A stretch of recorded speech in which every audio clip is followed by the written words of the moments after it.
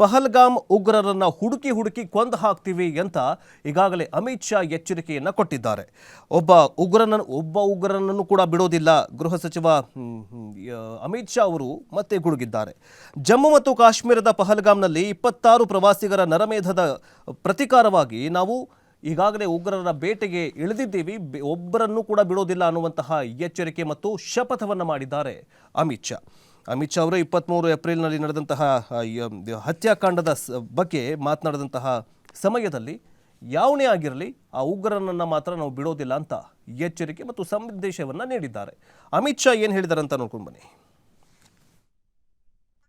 आतंकवाद की छाया हर चीज का मजबूती के साथ हमने जवाब दिया है और अगर कोई एक कायराना हमला कर ये समझता है कि हमारी बड़ी जीत है तो एक बात मन से समझ लीजिए, ये नरेंद्र मोदी सरकार है, किसी को बख्शा नहीं जाएगा, किसी को बख्शा नहीं जाएगा। इस देश की इंच इंच भूमि पर से आतंकवाद को मूल समेत उखाड़ने का हमारा संकल्प है और वो सिद्ध होकर रहेगा।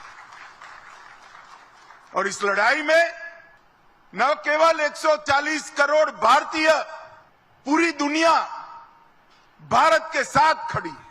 लामबंद होकर सभी दुनिया के देश एक मुश्त होकर आतंकवाद के खिलाफ ये लड़ाई में भारत की जनता के साथ खड़े हैं।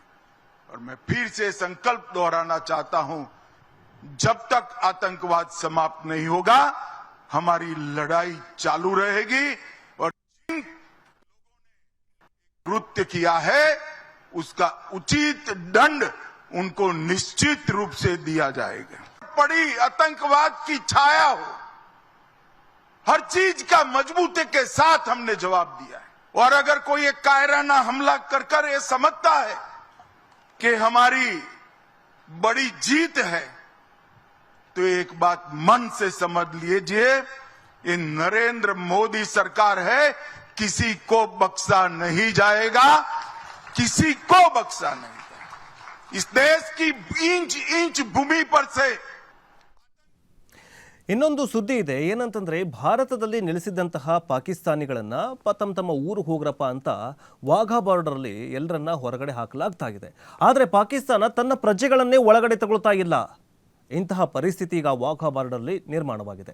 ಇದರ ಹಿಂದೆಯೂ ಕೂಡ ಕಾರ್ಗಿಲ್ನಲ್ಲಿ ಇಂತಹದೇ ಉದ್ಧಟತನವನ್ನು ಮಾಡಿತ್ತು ಪಾಕಿಸ್ತಾನ.